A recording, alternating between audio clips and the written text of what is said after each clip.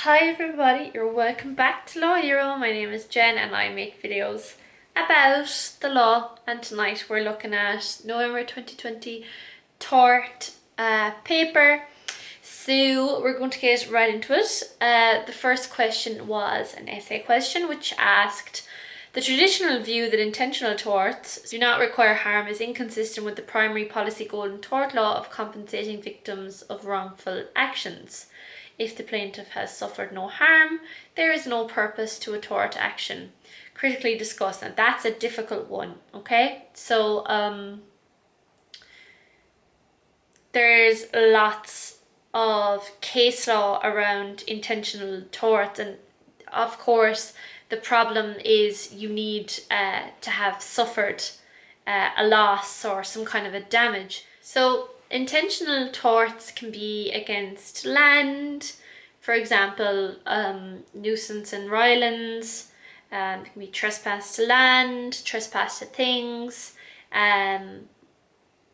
conversion, debt wine, or intentional torts can be against people, so that can be like assault, battery, defamation, or intentional infliction, emotional distress, or misrepresentation and tort. So in my ebook, I don't really speak about the abstract nature of intentional torts in the abstract. But for example, if you look at, we'll say an intentional tort in that, okay, trespass to land, okay? If someone trespasses on your land, and this is like talking very much in the abstract, you're not exactly losing anything, as in the wrong. Tort is all about wrongs being done to people outside of contract, outside of statute. Some torts have been made statutory, but we're talking about, common law torts here. And for example, if a tort has strict liability in that you don't need to prove negligence because it's actionable per se, there doesn't need to be any damage, there doesn't need to be any negligence. Like, that means that the act in itself, there doesn't need to be any consequence, is intentional, is trespass, is an intentional tort. What he's getting at here in this essay is that you could trespass by accident and be held liable, and that's the problem. It's because you're automatically deemed a trespasser. So how well practical life has got around that is you see big signs up. If this is private property, if you come onto this property, you are trespassing. So what that actionable per se thing actually has done is put people on notice, which costs money, and it puts the burden on the person who owns the land to keep people off it, because people are naturally curious. Okay, we're going to move on to question 2, which is a problem question. This seemed to be a professional negligence question, and my ebook has quite extensive chapter on professional negligence and the standard in which you're held to, and if you are pioneering a certain type of procedure, particularly for surgeons, was there a breach of the standard of care? And make sure there as well that you go through the usual test for negligence and then you apply the higher standard for professionals.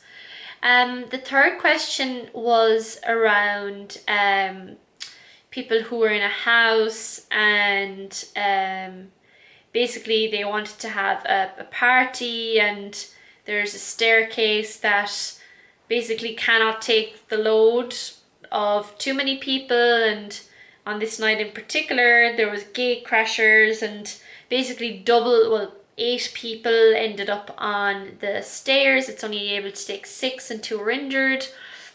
Okay, so there's a lot going on here. So the house is being rented under a short-term lease. So the lease is obviously being broken because you're not allowed to have any more than 6 people in the house at any one time because there's a problem with the internal stairwell. So obviously they're having a party and there's more people there, but there's also gate crashers. So when it comes to causation, I mean, Could you reasonably foresee that there was gate crashers if you're having a party? Maybe.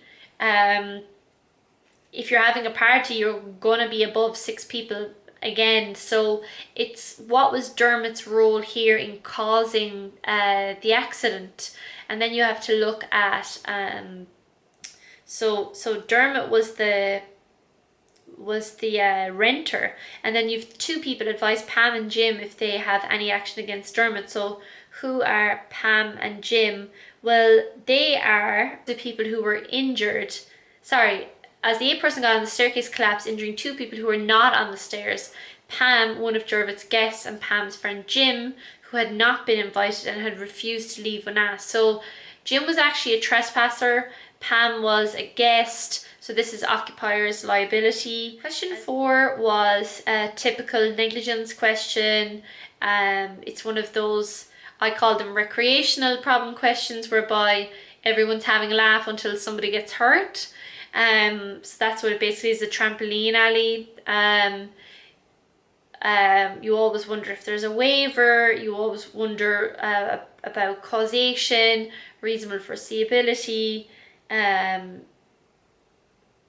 then there's probably a novus actus. Here it was someone's lung was punctured from a broken rib. Yeah, so that's all about establishing causation.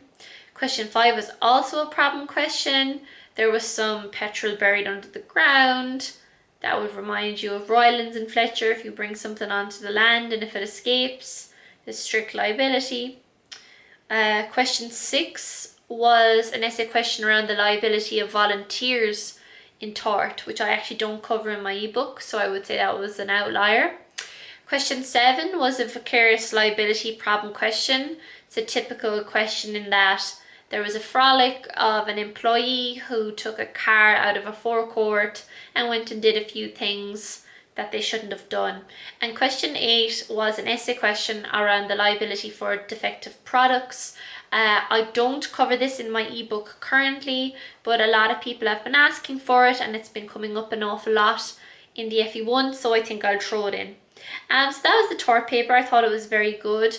The 2 essay questions I think were a bit difficult. The one around intentional torts not requiring harm. If you understood actionable per se, you would have been okay there. And for the other one, the volunteers, that would have been very niche. I wouldn't have expected anyone to do that, but otherwise it was a fine paper.